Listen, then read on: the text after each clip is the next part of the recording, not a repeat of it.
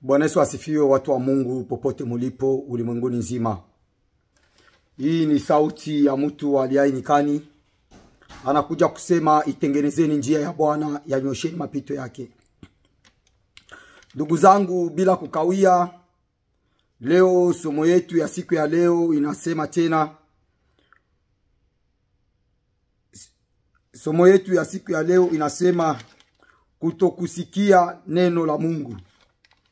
Somo yetu ya siku ya leo tena inasema kutokusikia neno la Mungu. Na tutaipata katika kitabu chake cha Warumi sura 10 mstari wake wa 17. Tutaruka Warumi 11 na mstari wake wa 9 na wa 10. Nasema tena somo yetu tutekuta katika kitabu cha Warumi sura yake ya 10 mstari wa 17. Tutaruka tena kwa sura yake ya 11 na mstari wake wa 9 na wa 10. Kichwa cha neno kinasema kutokusikia neno la Mungu. Ndugu zangu wa Kristo wapendwa, popote mulipo ulimwenguni, hii ni sauti ya mtu aliye nyikani. Anakuja kusema itengenezeni njia ya Bwana. Tengeneza njia ya Bwana.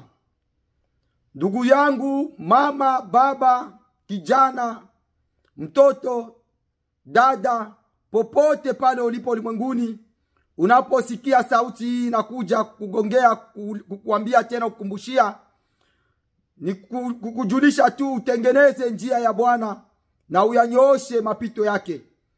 Njia ya Bwana utaitengenezaje?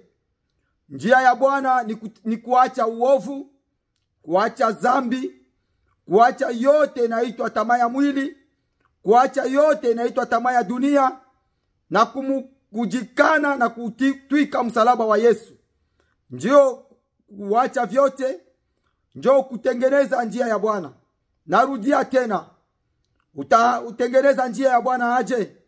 Njia ya Bwana utatengeneza kwa kuacha vyote, kwa kukimbia uovu, kukimbia dhambi yote unaojua hii ni chukizo, hii ni dhambi, kwa kukimbia tamaa yote ya mwili, kuyaacha tamaa yako yote ya mwili, kwa kukana kabisa mwili na tamaa yake, uchukie hii mwili na tamaa yake, na kuchukia dunia na tamaa yake, na kujitwika msalaba na kumfuata Yesu.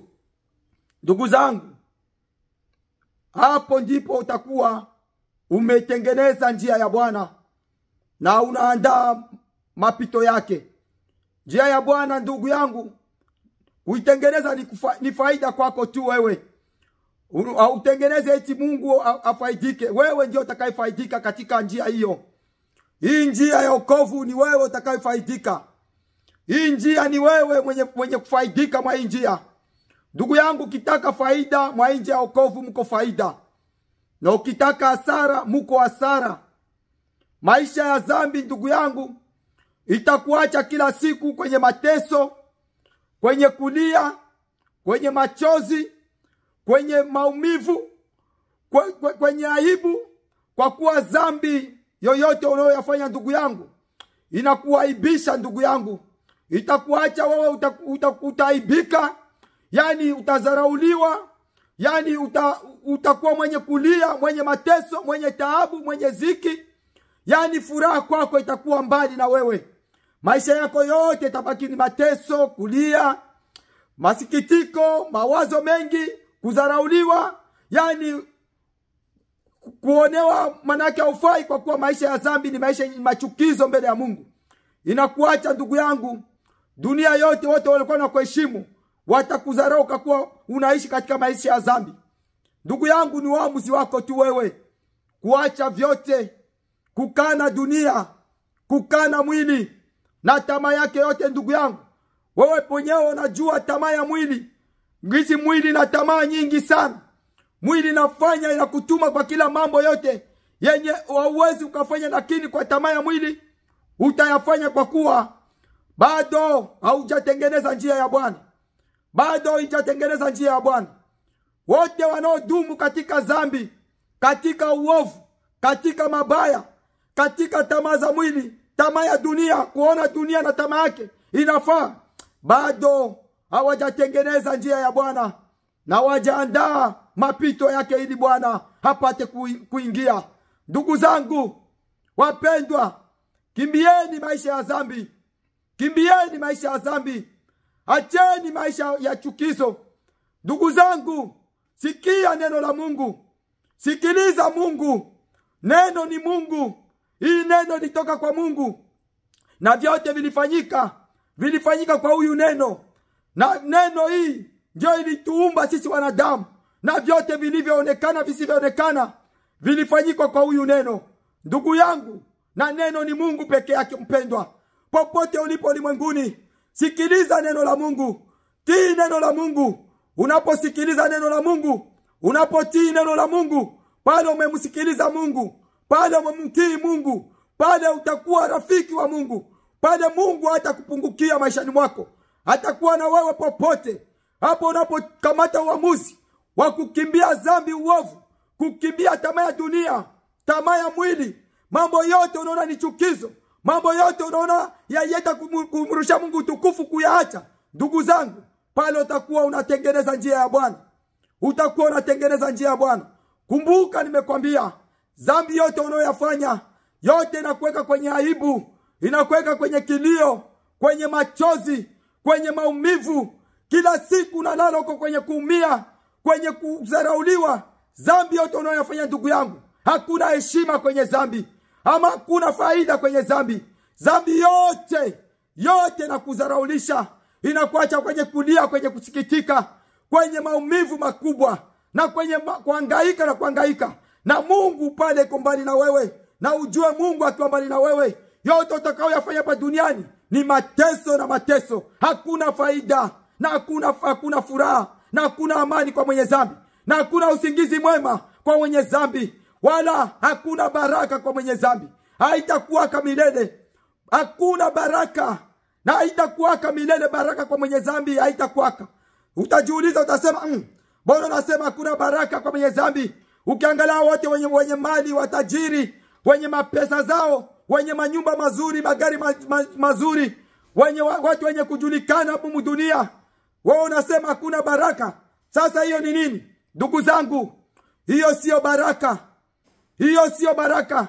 Hiyo ni mambo ya kuharibika, ni mambo ya muda kidogo. Lakini baraka ni kwa yule anayeshika neno la Mungu, anayetii neno la Mungu, anayekimbia uovu, anayeacha dhambi, anayeacha uovu. Yote usiyotaka kutendewa, usimtendee mwingine yote. Ubaya yote ndugu yangu, usijotaka kutendewa hapa duniani, usitendee wengine ndugu yangu. Huyo ndio mwenye anabarikiwa. Huyo ndio baraka kubwa hapa duniani. Ndugu yangu, maisha yako iko takuwa tofauti na wale wenye manyumba, magari, maana bila vyote ni vya kuharibika.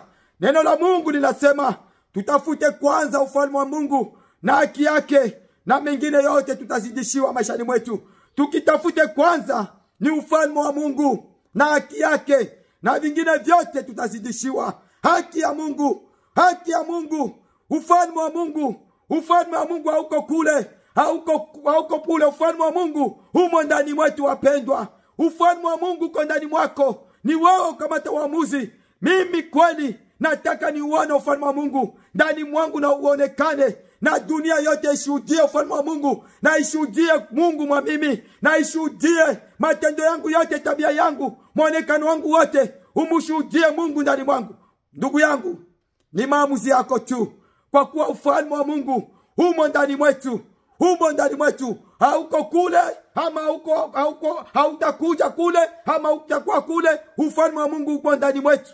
Ni sisi wenyewe kukamata hatua na kutembea na huyu Mungu, kukimbia dhambi, kuacha dhambi, na kuacha tamaa yote ya dunia, tamaa ya mwili, na kumfuata huyu Mungu.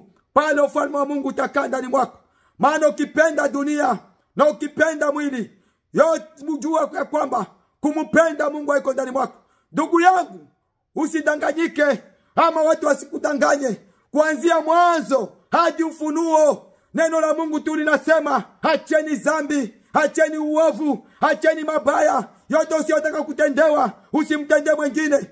Hiyo ndio neno la Mungu. Hiyo ndio neno la Mungu. Hiyo ndio Mungu anataka kwa maisha yetu hapa duniani, si watu wa Mungu. kwa sisi wa Kristo tuliomkubali huyu Yesu na kuacha vyote na kumfuata Yesu kwenye maisha yetu. Ndugu yangu nakushauri tena ndugu yangu, acha vyote, mfuate huyu Yesu. Ukimpata Mungu unampata Yesu, unapata vyote ndani ya maisha yako. Ona ndugu yangu, anasema usisumbukie mali ya dunia. Jua utajiri wako wewe ni Mwenyezi Mungu. Maana vya dunia vyote vinaharibika. Mali yote, utajiri yote ni ya muda tu. Ni upuuzi, ni kujilisha upepo tu mtupu. Lakini tafuta kwanza ufalme wa Mungu na haki yake ndugu yangu, na yote utazidishwa kwenye maisha yako. Kama vile neno letu la leo, kichwa chetu ya neno la tushauri ndugu yangu. Kichwa neno la tushauri ndugu yangu. Kutokusikia neno la Mungu. Ndugu zangu wapendwa, utasema sasa, mbona sisi tunaishi makanisani? Mbona sisi ni wazee, ni wakubwa, tulikomana katika makanisa madini? Sisi ni wachungaji, sisi ni wabishope, sisi ni wareverend, sisi ni waandishi, sisi ni wainjiliste, sisi ni waimbaji, wahudumu, washemasi. Ndugu yangu, hiyo yote ni mataito ya duniani. Kama uko katika uovu na upotevu, yote hayatakusaidia kitu. Yale majina yote tunayotaja hapo hayakusaidia kitu ndugu yangu. Yatakao kusaidia ni maisha ya wokovu, ni maisha ya kuacha dhambi, maisha ya kukimbia dhambi, kukimbia ubaya, kujitenga na mwili, kujitenga na tamaa ya dunia na tamaa ya mwili na vyote vya kuharibika, ili Mungu apate kushuhudia ndani mwako na Mungu apate kutembea na wewe. Ujue ya kwamba mahali panapo dhambi, Roho wa Mungu hayupo. Unapotenda dhambi yoyote ile ndugu yangu, kosa yoyote ile unakosea Mungu, unakosea wanadamu hapa duniani, jua ya kwamba Roho wa Mungu haiko na wewe. Roho wa Mungu iko mbali na wewe. Na mahali Roho wa Mungu hayupo, Yesu hayupo. Yesu hawezi katawala. Kuone kwako ndugu yangu, wewe unaomkimbiza Roho wa Mungu katika uovu wako, katika ubaya wako, katika matendo yako mabaya, yote unayojua unayofanya kwenye siri na kwa siri, jua ya kwamba hakuna siri yote utakayofanya, yote iko hadharani mbele ya huyu Mungu. Jua ndugu yangu, huko unajidanganya peke yako. Maana mazuri yote utayafanya duniani ni faida yako, na mabaya yote ni faida yako ndugu yangu. Ndugu yangu, tusikie neno la Mungu. Tusikie neno la Mungu. Wanadamu wasikie neno la Mungu, ndio maana wanadumu katika dhambi. Ukisikia neno la Mungu, utakuwa mbali na dhambi na utajitenga na dhambi yoyote. Yale yote inaitwa dhambi chukizo, utajitenga nayo. Ndio sababu Mungu tena akikuona wewe mwanadamu ulishakaa kanisani miaka, unajiita mtumishi, unajiita mchungaji, unajiita bishope, unajiita nabii, mwimbaji, evangeliste, wote huduma wote kanisani, ukishaishi kwenye upotovu, kwenye dhambi, ukikala kwenye udhambi miaka na miaka, jua Mungu atatuma roho moja ya ajabu ya uovu kwenye maisha yako, na utadumu katika hiyo dhambi, na utadumu kutokusikia neno la Mungu, na utadumu kutokuona makuu ya Mungu, na utaishi bila milele, na mwisho utaishia kwenye upotevu ndugu yangu. Bado mapema, murudilie Mungu. Sauti hii unapoisikia ndugu yangu, kamata hatua. Hiyo masauti ya kuambia baraka, mafanyikio kwenye dhambi, kwenye uovu, kwenye upotovu, hakuna baraka, hakuna mafanyikio, hakuna miujiza. Wewe miujiza unayotafuta ni ya kishetani. Hizo baraka ni za kishetani. Baraka ni kwa yule anayekimbia dhambi, anayeacha dhambi, anayemwabudu huyu Mungu na anayesikia neno la Mungu. Tusome neno lake katika kitabu chake cha Warumi. Tusikie kisi nasema katika Warumi sura 10 na mstari wake wa 17. Inasema ya kwamba chanjo cha imani ni kusikia. Chanjo cha imani, basi imani chanjo chake ni kusikia, na kusikia uja kwa neno la Yesu. Chanjo cha imani ni kusikia, na kusikia uja kwa neno la Yesu. Ndugu yangu mpendwa, nimewaambia kwamba watu wanaishi makanisani, wanaishi maisha makanisa, madhehebu, hawasikie Mungu, hawasikie neno la Mungu. Kutokusikia neno la Mungu maana yake umusikie Mungu. Kutokudumu kwenye dhambi yote unayoyafanya, jua au musikie Mungu. Dhambi yote unayoyafanya, ndugu yangu, wewe peke yako unajua Dhambi yote unayoyafanya hapa duniani, na wewe unajiita wewe ni Mkristo, unajiita wewe ni mtu wa makanisa, unajiita wewe ni mchungaji, wewe ni evangeliste, wewe ni bishop, wewe ni nabii, wewe ni mwimbaji, wewe ni shemasi, huduma yote unayoyafanya kanisani, wewe ni Mkristo. Ndugu yangu, dhambi yote unayoyafanya, yote Mungu amesema uyaache, na wewe unaendelea kuyafanya. Pale hausikie neno la Mungu. Neno la Mungu linahubiriwa kwako, haulisikie milele. Kwa kuwa ukilisikia, utamsikia Mungu, na utaacha dhambi zako, na utatembea sasa na mapenzi ya Mungu. Hapo unapodumu kwenye dhambi, unapoishi kwenye dhambi, jua ya kwamba ukubali usikubali, haumusikie Mungu, na uyawahi kumusikia Mungu kwenye maisha yako. Siku tamua kuacha uovu wako, dhambi zako zote, tamaa yako ya dunia, tamaa yako ya mwili, mambo yako yote inayokusumbua hapa duniani ya uovu, ndugu yangu, hapo utakuwa umekamata hatua ya kumsikia Mungu na kusikia neno la Mungu, na neno la Mungu litakaa ndani mwako kama Mungu vile alivyo atakaa ndani mwako, na neno litakaa ndani mwako. Ndugu zangu, kamateni hatua ya kusikia neno la Mungu, kumusikiliza Mungu, ili kujepusha na dhambi yote, ili kujitenga na dhambi na uovu wote hapa duniani, kwa kuwa mwisho wa dhambi ni mauti. Ni mauti tu ndugu zangu, ni mauti ndugu zangu. Tunaenda tena kwa Warumi ule mstari wa 11 na sura ya 11 mstari wa 8, inasema kama ilivyoandikwa, Mungu aliwapa roho ya usingizi, macho hata yasione na masikio hata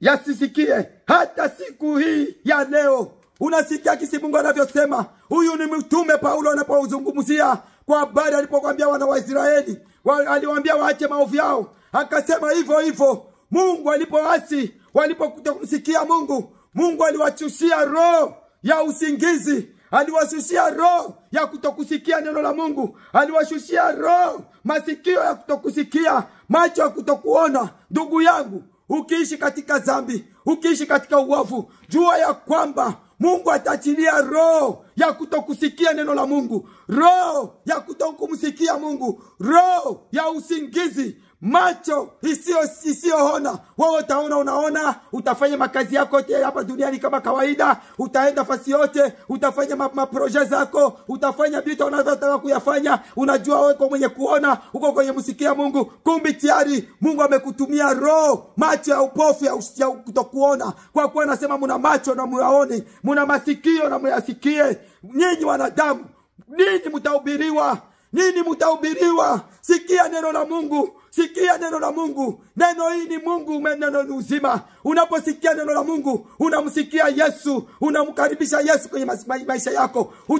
Kutokusikia neno la Mungu na kuzama kwenye maovu yako, jua ya kwamba, uamini usiamini, Mungu peke yake hata kuagizia roho ya kutokusikia neno la Mungu. Masikio atayafunga isisikie kamwe neno la Mungu, macho atatia upofu usione makuu ya Mungu, usione matendo ya Mungu. Yani neno la Mungu litakuwa liko kwenye kuhubiriwa kwako wewe, kuna kupita tu. Je, utaona mtu bwana abadilike, tabia zake azibadilike, mwenendo wake ubadilike, maisha yake yote hapa duniani haibadilike? Alipokutana na Yesu, maisha yake kubadilika, ilibaki hivyo miaka na miaka. Anakuwa pastor, anambarikia pastor wa kishetani, iko tu hivyo, maisha ibadilike, anaendelea katika ile maisha, na akikufa eti alienda mbinguni, alikuwa mtumishi wa Mungu. Ndugu zangu, hacha ile machushuda uongo.